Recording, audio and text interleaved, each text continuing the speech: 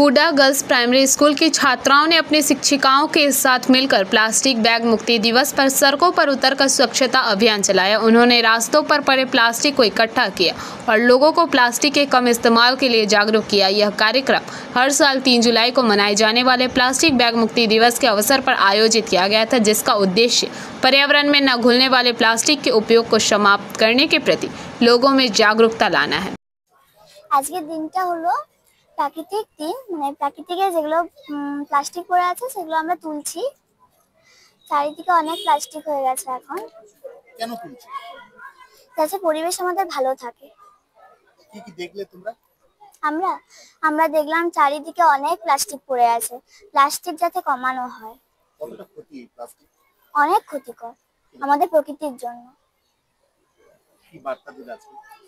সবাইকে পালন করছো?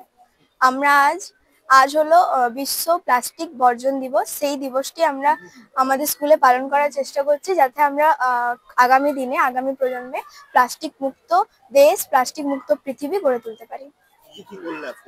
আর সকাল থেকে আমরা রাস্তায় রাস্তায় বাড়িতে বাড়িতে বার্তা দিয়েছি যে প্লাস্টিক আমাদের পরিবেশের জন্য খুব ক্ষতিকারক, আগামী প্রজন্মে এটা আমাদের খুব খারাপ করতে পারে। ওই জন্য আমরা সকলকে বলেছি প্লাস্টিক ব্যবহার কমাতে, প্লাস্টিক বর্জন করে সবকিছু প্রাকৃতিক জিনিস তৈরি করতে।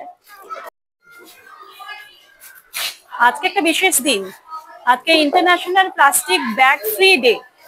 প্লাস্টিক আমাদের পক্ষে কতটা সমস্যাজনক সেটা আশা করি আজকের সময়ে এসে সবাই অনুধাবন করতে পারছেন।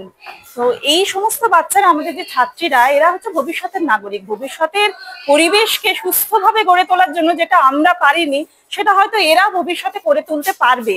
এর জন্য এদের একটু সচেতনতা দরকার, এবং আমার মনে হয় বাচ্চারা যতটা সচেতন হবে তার সঙ্গে তাদের অভিভাবক বা আমাদের পাশাপাশি যারা রয়েছেন তাদের আরো বেশি সচেতন হওয়া উচিত এদের ভবিষ্যতের স্বার্থেই।